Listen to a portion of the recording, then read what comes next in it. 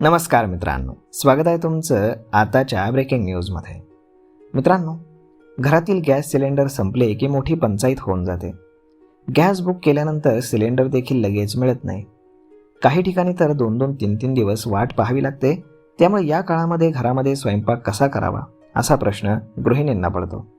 दरम्यान हीच अडचण होऊ नये म्हणून आता एक मोठा निर्णय घेण्यात आला. या निर्णयामुळे अवघ्या 3 तासामध्ये गॅस सिलेंडर मिळणार आहे. आणि त्याची नेमकी काय योजना आहे आणि काय नियम आहेत हे आजच्या व्हिडिओमध्ये जाणून घेऊयात. तर मित्रांनो, इंडियन ऑइल या कंपनीनं आता बाजारामध्ये इंडियन एक्स्ट्राइट नाव या नावानं नवीन गॅस सिलेंडर वितरण योजना आणली आहे. या योजनेअंतर्गत 10 किलो वजन असलेला गॅस सिलेंडर दिला जाणार आहे. हा गॅस सिलेंडर हलका आणि गंजरोधक असेल.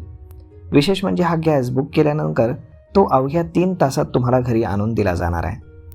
उदाहरणार्थ, समजा तुम्ही सकाळी 6 वाजता गॅस सिलेंडर बुक केलात, तुमचा गॅस संपला म्हणून, तर तुम्हाला तो 3 तासांच्या आत म्हणजे 9 वाजेपर्यंत मिळून जाईल. या गॅस सिलेंडरची सर्वात खास बाब म्हणजे तो पूर्णपणे पारदर्शक असणार आहे.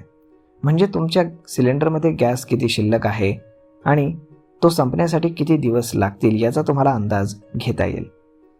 इंडियन ऑइल कंपनीनं बाजारामध्ये आणलेल्या या गॅस सिलेंडरचं नाव इंडियन एक्स्ट्रा लाईट नाव असं ठेवण्यात आलं आहे. हा 10 किलो वजनाचा गॅस सिलेंडर असून तो आधुनिक कंपोजिट LPG सिलेंडर सारखाच आहे. हा गॅस सिलेंडर गंजरोधक असल्यामुळे तो जास्त टिकाऊ असेल. तुम्हाला गॅस किती शिल्लक आहे ते सहजपणे बाहेरून पाहता येईल. छोट्या आणि लहान कुटुंबासाठी हा गॅस सिलेंडर अगदी सोयीस्कर आहे.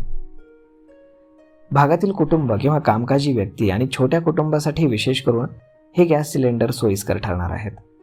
दरम्यान तुम्हाला नवीन कनेक्शन किंवा गॅस रिफिल करायचा असेल तर इंडियन ऑइल वन ॲप यावरती जाऊन किंवा मग तुम्ही कस्टमर केअर पोर्टलवरती जाऊन बुकिंग करू शकता. तर मग मित्रांनो, अशा पद्धतीनं आता तुम्हाला अगदी 3 तासामध्ये घरपोच गॅस सिलेंडर मिळणार आहे.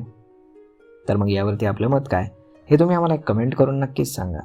आणि जर हा व्हिडिओ तुम्हाला आवडला असेल तर आपल्या जवळच्या मित्रमंडळींसोबत देखील हा व्हिडिओ तुम्ही शेअर करायला विसरू नका. धन्यवाद.